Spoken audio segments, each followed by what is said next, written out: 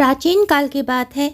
एक बार सुमेरु पर्वत पर बैठे हुए ब्रह्मा जी के पास जाकर देवताओं ने उनसे अविनाशी तत्व बताने का अनुरोध किया। शिवजी की माया से मोहित ब्रह्मा जी उस तत्व को न जानते हुए भी इस प्रकार कहने लगे, मैं ही इस संसार को उत्पन्न करने वाला स्वयंभू अजन्मा एकमात्र ईश्वर अनादि भक्ति ब्रह्म घोर निरंजन आत्मा हूँ। मैं ही प्रवृत्ति और निवृत्ति का मूलाधार हूँ। सर्वलीन पूर्ण ब्रह्मा मैं ही हूँ।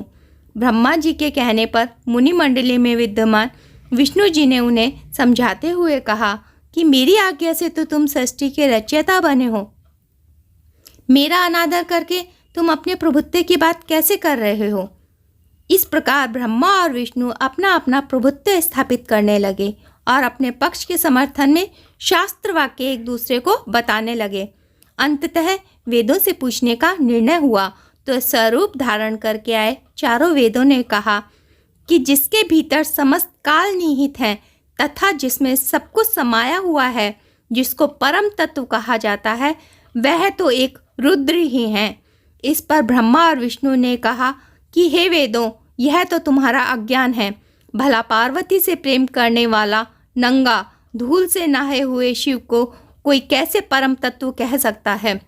उसी समय ब्रह्मा एवं विष्णु दोनों के मध्य आदि रहित एक ऐसी विशाल ज्योति प्रकट हुई कि उससे ब्रह्मा का 5वां सिर जलने लगा। इतने में त्रिशूलधारी शिव वहां प्रकट हो गए तो अज्ञानतावश ब्रह्मा उन्हें अपना पुत्र समझकर उन्हें अपनी शरण में आने को कहने लगे। ब्रह्मा की संपूर्ण बातें सुनकर शिवजी अत्यंत क्रोधित हो गए और उन्होंने तत्काल भैरव को प्रकट कर उनसे ब्रह्मा पर शासन करने का आदेश दे दिया। आज्ञा का पालन करते हुए भैरव ने अपनी बाईं उंगली के नाखून से ब्रह्मा जी का 5वां सिर काट डाला। भयभीत ब्रह्मा शतरुद्री का पाठ करते हुए शिवजी की शरण में आ गए। ब्रह्मा और विष्णु दोनों को सत्य का आभास हो चुका था और वे दोनों शिवजी की महिमा का गुणगान करने लगे। यह देखकर शिवजी तुरंत शांत हो गए और उन दोनों को अभय दान प्रदान किया।